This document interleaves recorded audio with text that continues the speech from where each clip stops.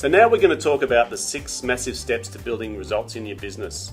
This is the framework that I've been using for the past 10 years to help build businesses through the coaching program. But you can use these just as a guide so you can understand where you're at with your business right now and what needs attention. So the very first thing we're going to look at is mastery. See, mastery is about moving from chaos to control. See, a lot of people I meet in business, they're just so busy, they're in busyness, they're not clear on what they should be doing, they don't understand how to use their time properly, they don't know what their team are doing, and it's just like they're relentlessly running on this treadmill.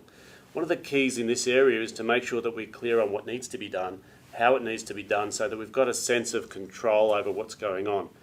This breeds a level of stability within our business. At least we know what's going to happen day to day.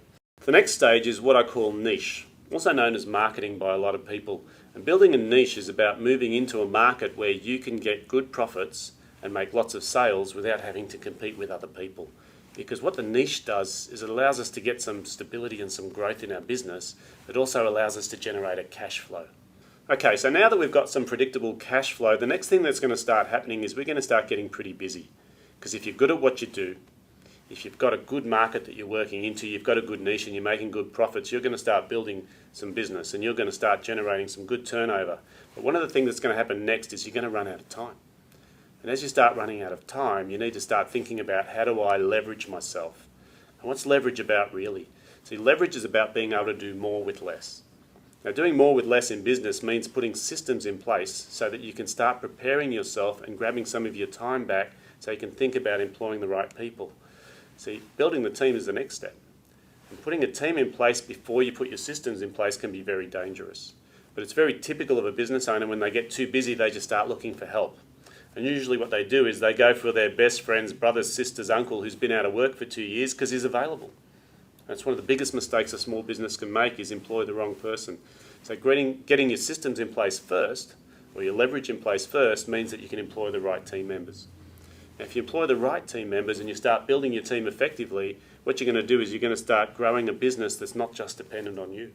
And when it's not just dependent on you, what I mean is that the team are working together in synergy. Now, synergy is something that occurs when the team members know what they're supposed to be doing and they're focused on not only doing their job but growing your business for you.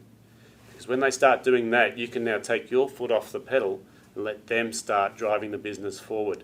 Because the trick here is to start thinking about time and freedom for you. Now, when I say freedom, there's a couple of ways we can look at this. Some people don't want to walk out of their business. They actually just want the time to go and look at other opportunities. Because here's the problem: while you're in the engine room driving the business, who's steering the ship? So getting your team in place and making sure that they're working in synergy allows you the freedom to go and start looking for bigger results. When we talk about results, we're talking about the acquisition opportunities or the multiplication opportunities of either franchising or looking at different business streams or looking at different opportunities. Now, for some people, this is so far in the future they're never going to see it for a long time. But for other people, this is what they went into business for in the first place. Because when I ask people about why they went into business, the biggest answer I get is freedom, flexibility, and money.